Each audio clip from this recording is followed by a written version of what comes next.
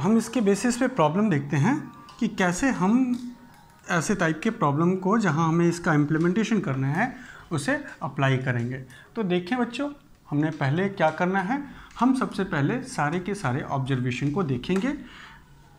तो जो स्टेप हमें फॉलो करना है कैलकुलेट करने के लिए हमारा न्यूमेरिकल में, वो ये है कि हमने सबसे पहले फर्स्ट स्टेप क्या है हमारा, ऐसे टाइप के प्रॉब्लम को सॉल्व करने के लिए, रैंडम एरर के प्रॉब्लम को सॉल्व करने के लिए जो एरर का तरीका है वो क्या है, हम जब रिजल्ट लिखेंगे तो this result is written in the form of true value plus minus error value, इसको ऐसे लिखेंगे। अब इस ट्रू वैल्यू को हम क्या कहते हैं, this will be considered as mean value of measurement, जिसको ए डैश से अभी मैंने रिप्रेजेंट किया था।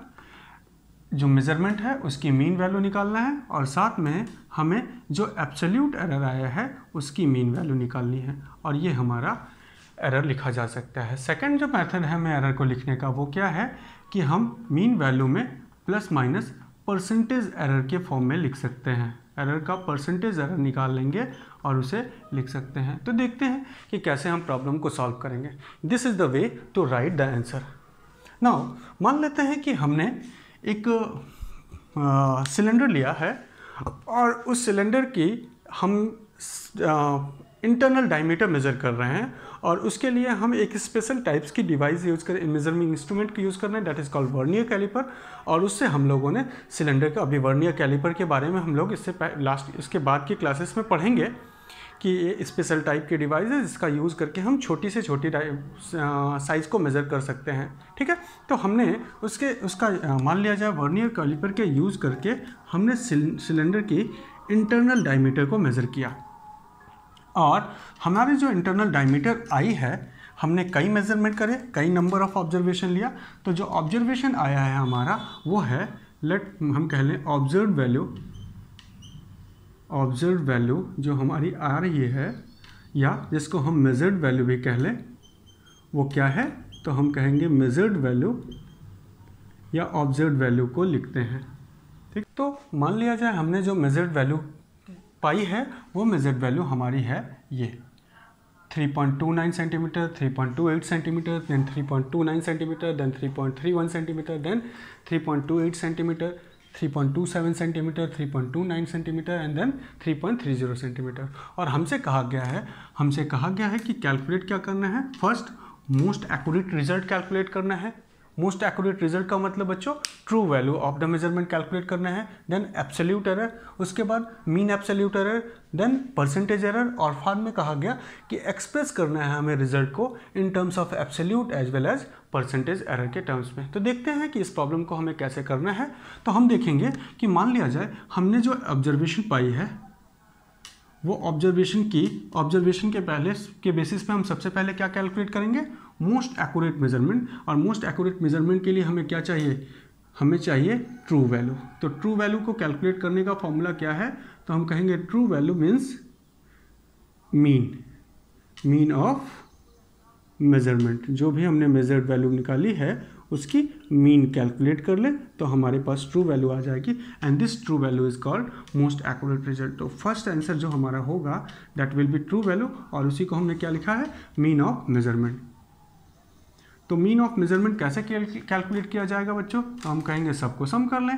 तो 3.29 plus 3.28 then 3.29 plus 3.31 plus 3.28 plus 3.27 plus 3.29 plus 3.30, और इसको किससे डिवाइड कर देंगे, नंबर ऑफ ऑब्जर्वेशन से। तो कितने ऑब्जर्वेशन है, तो 1 2 3 4 5 6 7 8 ऑब्जर्वेशन है, तो 8 से डिवाइड कर लें।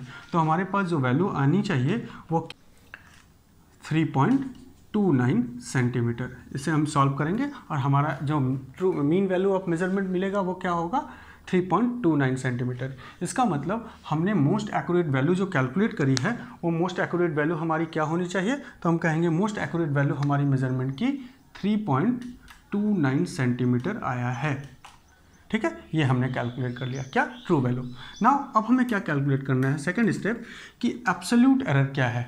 तो अब अगर एब्सोल्यूट एरर कैलकुलेट करें बच्चों, तो एब्सोल्यूट एरर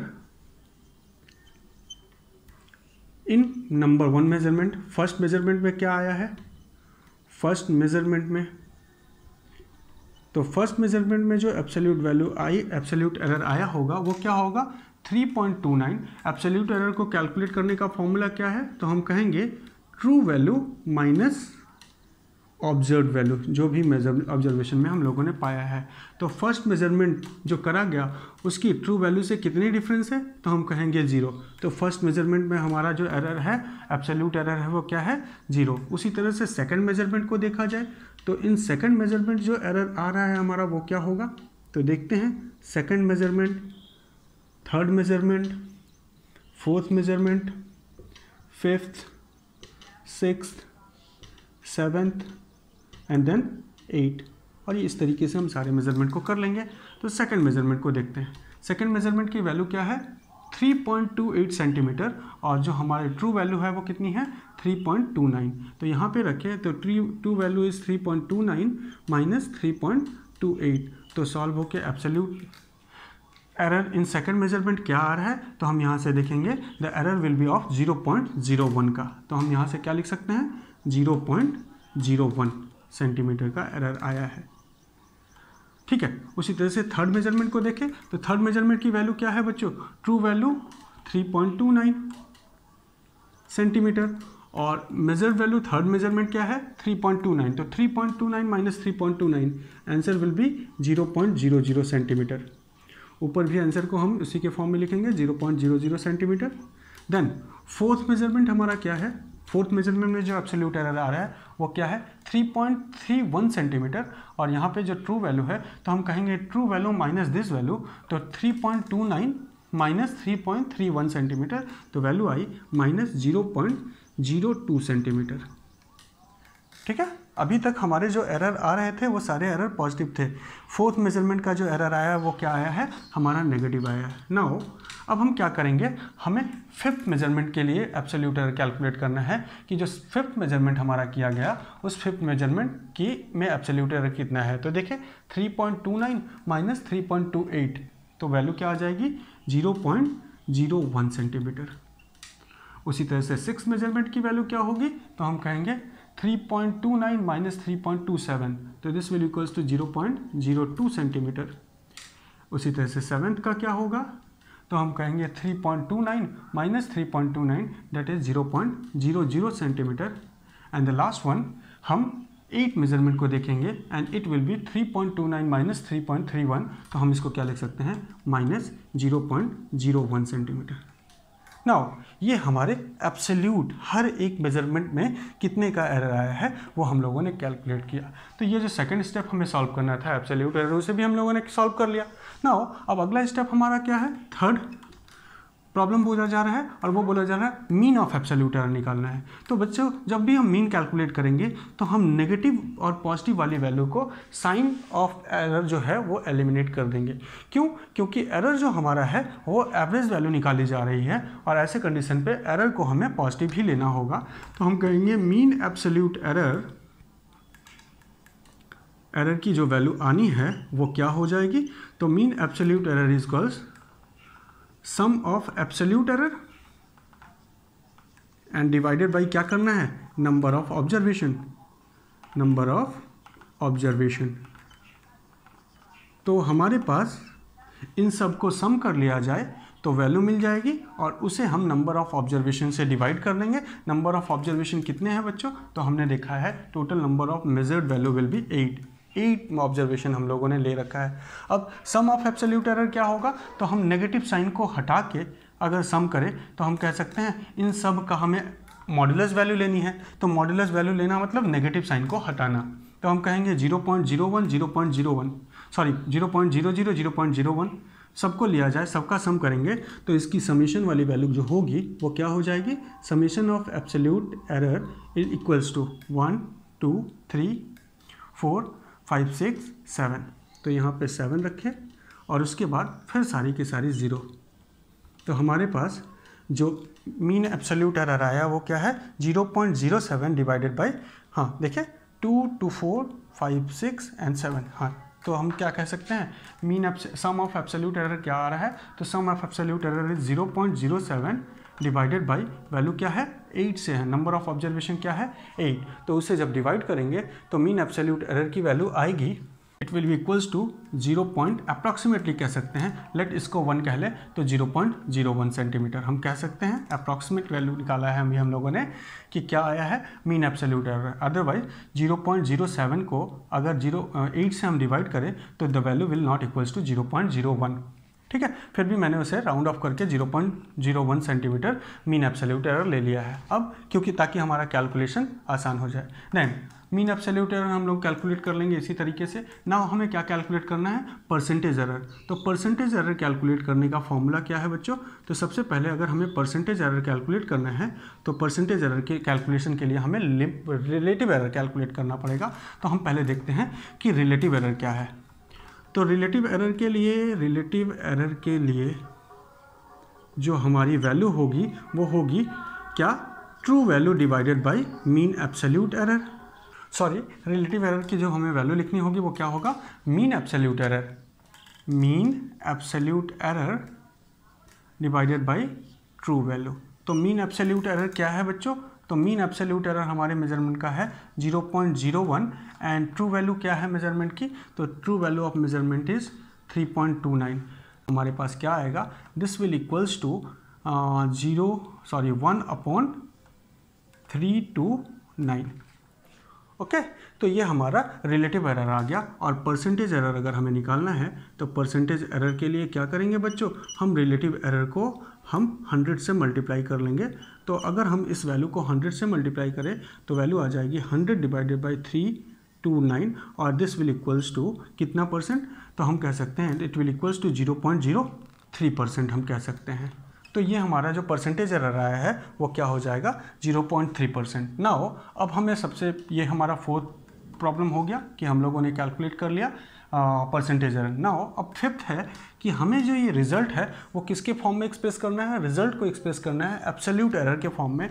तो रिजल्ट को देखो बच्चों हम कैसे लिखेंगे, तो रिजल्ट को लिखते समय हमेशा हमें true value plus minus mean absolute error लिखना है। तो ट्रू वैल्यू कितनी है, तो हमने कैलकुलेट करी 3.29 और मीन एब्सोल्यूट एरर कितना आया है हमारे मेजरमेंट में, तो it will be equals to 0.01। This will be the result in the form of absolute error. In the form of absolute error ये हमने रिजल्ट लिखा। और अगर in the form of percentage error लिखना होगा तो हम क्या लिखेंगे, this will equals to true value plus minus percentage error. तो कितने परसेंट का एरर हमने अभी कैलकुलेट किया, तो हमारे मेजरमेंट में जो एरर आया है वो 0.3% का एरर आया है। तो इस तरीके से भी हम रिजल्ट को लिख सकते हैं। एक और चीज़ कि अगर हमसे पूछा जाए what will be the range of measurement, तो हम क्या करेंगे, एक बार इस वैल्यू में प्लस करेंगे एरर वाली वैल्यू और एक बार इस वैल्यू में माइनस करेंगे एरर वैल्यू, तो हमारे पास जो रेंज आ जाएगा मेजरमेंट का वो क्या हो जाएगा, तो द रेंज ऑफ मेजरमेंट हमें जो मिलेगा वो अगर सब्ट्रैक्ट करा जाए तो this will be equals to 3.28। इसमें से अगर इस वैल्यू को माइनस कर लें और अगर सम किया जाए तो दिस विल इक्वल्स टू 3.30। तो this will be the range. हमारा इसके बीच की वैल्यू को क्या कहेंगे, हमारा रिजल्ट सही है, अदरवाइज हम रिजल्ट को क्या कंसिडर करेंगे, गलत। तो इस तरीके से एरर हम लोगों ने पढ़ लिया। रैंडम एरर को कैसे एलिमिनेट करें, इसको भी हम लोगों रिड्यूस करें, ये भी देख लिया। तो रिड्यूस कर सकते हैं हम लोग रैंडम एरर को इस तरह से कैलकुलेशन करके, और रिजल्ट को इसके फॉर्म में लिख के लिख सकते हैं। अब हमें आगे जानना है बच्चों कि अगर एक एरर वाली क्वांटिटी जिसमें पहले से एरर है और दूसरी क्वांटिटी जिसमें भी एरर है, अब अगर इन दोनों के बीच में ऑपरेशन हो रहा है, वो ऑपरेशन एडिशन का हो सकता है, वो ऑपरेशन सब्ट्रैक्शन का हो सकता है, मल्टीप्लिकेशन का हो सकता है, डिवीजन का हो सकता है, तो उसको हम कैसे ऐसे प्रॉब्लम को सॉल्व करेंगे। जैसे मान लिया जाए हमने एक रेजिस्टेंस कैलकुलेट करी और रेजिस्टेंस में कुछ एरर पाया, हमने दूसरे रेजिस्टेंस को सर्किट के कैलकुलेट किया और उसमें भी एरर आया। अब अगर दोनों रेजिस्टर को हम सीरीज़ में रख दें तो हमारे रिजल्ट में कितना एरर आएगा ये हम देखेंगे। तो नेक्स्ट क्लास में हम लोग operation of addition, subtraction, multiplication and division on error quantity इसको समझेंगे और उसके न्यूमेरिकल को लगाएंगे। ठीक है, तो नेक्स्ट क्लास में मिलते हैं बच्चों।